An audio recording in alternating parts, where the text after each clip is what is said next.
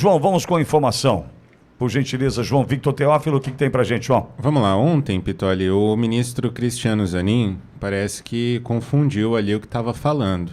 O presidente da primeira turma do STF se enganou e chamou de réus Bolsonaro e outros 7 denunciados pela Procuradoria-Geral da República. A gente tem até um vídeo desse momento. Esse deslize ocorreu enquanto o magistrado explicava o rito do julgamento que analisa a denúncia da PGR no inquérito do golpe.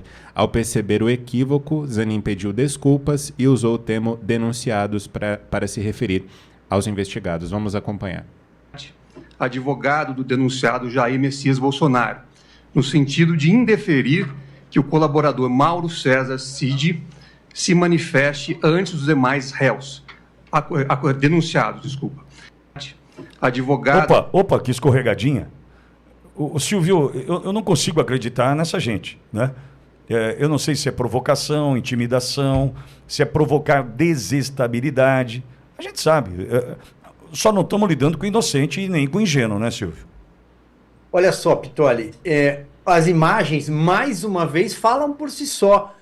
Nós citamos isso aqui na hora anterior, quando o ministro Alexandre de Moraes estava trêmulo. Então não tem como não dizer que não estava tremendo.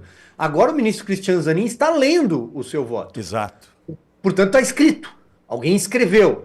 Sendo que ele assina o voto, ele é o autor, quero crer que ele escreveu o próprio voto. Ou revisou o voto, e um juiz auxiliar do seu gabinete produziu, mas ele revisou antes de ler. É impossível ir para um julgamento tão grande como esse, tão importante, sem ter revisado o trabalho de casa, o dever de casa. Então, é um deslize? Pode chamar de deslize? Enfim, pouco importa, não deveria acontecer. É preciso algum zelo, algum cuidado. Ademais, ele é o advogado eleitoral do presidente Lula. Ele processou não só o presidente Jair Bolsonaro, como aliados do presidente, influenciadores, jornalistas. Ele montou uma banca de advogados para tentar remover conteúdos das redes sociais. Vários jornalistas foram acionados pelo Tribunal Superior Eleitoral para remoção de conteúdo, bloqueio de perfil, alguns casos mais agudos com retenção de passaporte, multas altíssimas para quem não removesse determinada postagem. E não era fake news, não era desinformação, como eles dizem. De forma alguma. Era simplesmente conteúdo desabonador para o seu cliente, Lula da Silva. Portanto, ele deveria ser suspeito, ele deveria dizer, olha, eu estou impedido de participar desse julgamento, ainda mais presidir essa turma. E aí ele vai e diz que um dos... eram 7 mais do presidente Jair Bolsonaro, né? É réu, ele está antecipando. Então é muita falta de cuidado, despreparo ou outra coisa. Silvio, é que a gente vai acreditando, né, que perfeita a tua leitura com relação ao texto pronto, a gente vai acreditando no Hugo Mota, que quem fez o texto foi o assessor, né, agora, quando o próprio ministro Alexandre de Moraes, né, o eminente relator, como você também já trouxe hoje, então não são eles que estão preparando, né, os textos, os votos, os discursos, né? Quem está preparando, né? Quem está ali, né, amparando estes, abastecendo-os de informações equivocadas? Vai culpar quem agora? Né? É sempre, alguém escreveu, um assessor, eles estão tentando nos convencer disso, né, Silvio?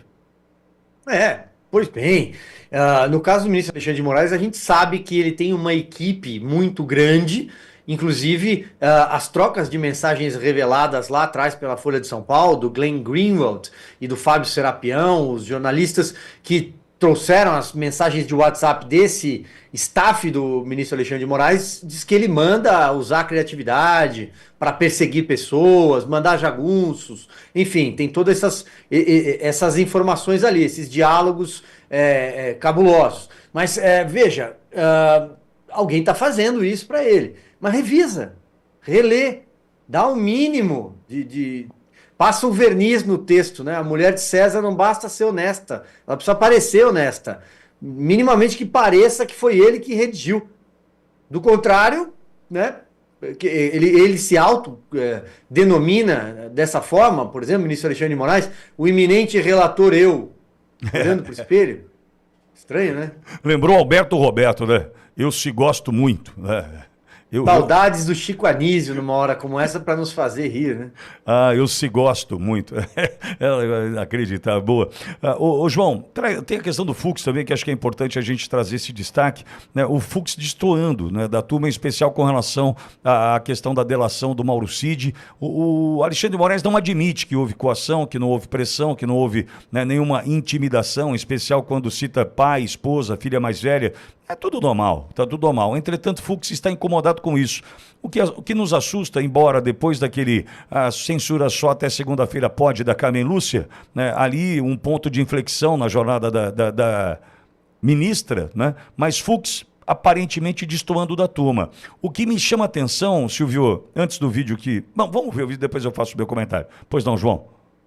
Na sessão de ontem, o ministro Luiz Fux admitiu ter desconfiança sobre a validade das colaborações de Mauro Cid, ex-ajudante de ordens de Jair Bolsonaro. Apesar de votar pela manutenção do acordo homologado por Alexandre de Moraes, Fux disse enxergar com muita reserva o fato de Cid ter prestado 9 depoimentos com versões diferentes. Vamos acompanhar o que ele disse. Senhor presidente, foi muito bom o ministro Dino relembrar que, em caso não tão recente, houve quase que uma unanimidade e eu fiquei vencido. Eu sempre costumo dizer que pior do que o juiz que não sabe direito é o juiz incoerente. De sorte que eu gostaria aqui de pedir vênia para manter a minha incoerência sobre os seguintes argumentos. Em primeiro lugar, essa matéria não é tão pacífica assim. Essa matéria já foi mudada e remudada e voltou-se à tese originária várias vezes. Primeiro, no meu modo de ver, se essa matéria fosse tão pacífica, depois da mudança do regimento, dias atrás, desse mês,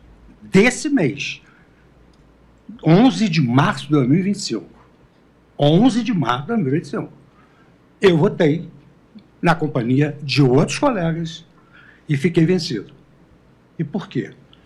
Porque ou nós estamos julgando pessoas que não exercem mais função pública e não têm foro de prerrogativa no Supremo, ou nós estamos julgando pessoas que têm essa prerrogativa e o local correto seria, efetivamente, o plenário do Supremo Tribunal Federal.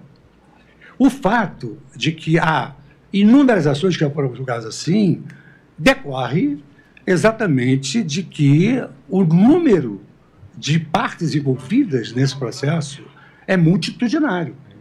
Mas, se nós formos analisar a história, desde a súmula 394... Tá, obrigado, Fux, obrigado. Já entendemos. Me assusta o seguinte, olha, eu sou contra, mas voto a favor, né? Eu acho que isso aí tem coisa estranha, mas vou deixar passar. Vou deixar o negócio concluir e depois eu questiono. Sabe, o Silvio é um mod assopra, sabe? Sugere incongruência. Sugere impasse do ponto de vista do que eu penso e decido, sabe? Eu tenho um negócio estranho aí. Porque se de fato apontou e apurou-se que tem problemas, então vote contrário. Não vou aceitar essa delação, feita em 9 vezes com todos os questionamentos já trazidos até aqui, inclusive pela defesa de alguns dos denunciados ali, enfim.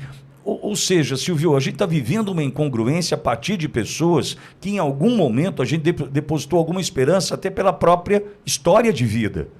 E dizer, olha, eu sou contra, mas voto a favor, não fecha a conta, Silvio.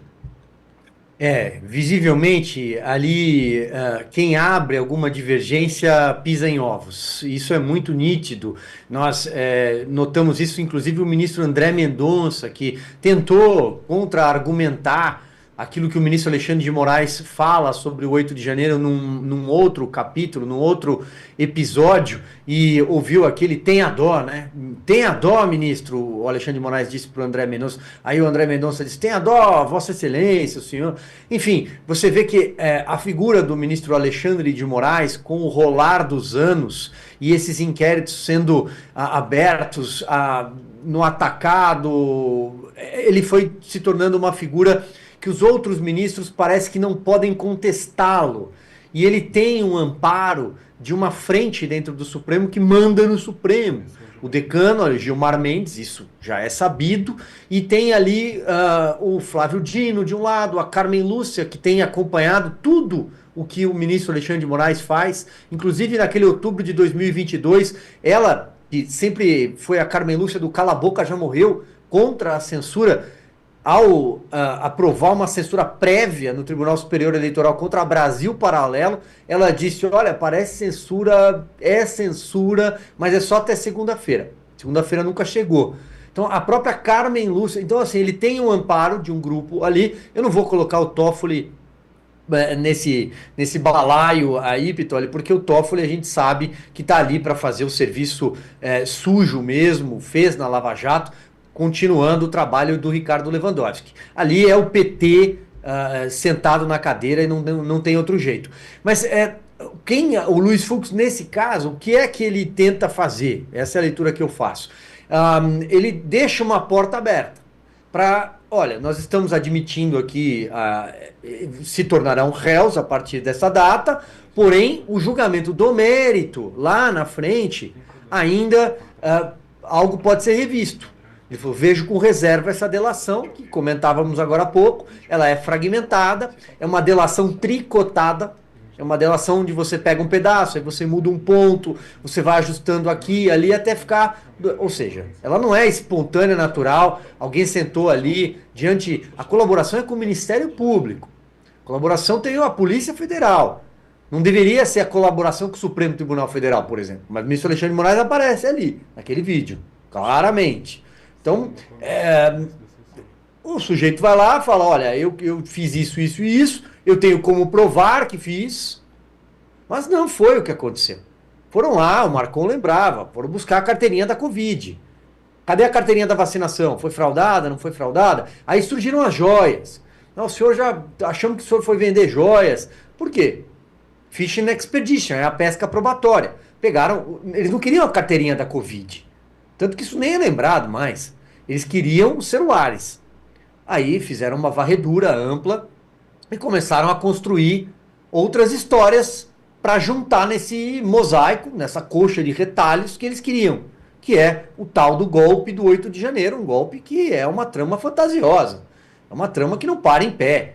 Não é? O Araponga que perdeu o táxi, eles iam dar um golpe com Fiat Palio velho e o cara tava com medo de tomar multa, as senhoras com Bíblia, o vendedor de algodão doce, não para em pé, um golpe de Estado sem quartelada, sem apoio militar, golpe de Estado com minuta impressa em papel sulfite no Palácio do Planalto. Se eu continuar aqui, enfim, vira uma comédia, né?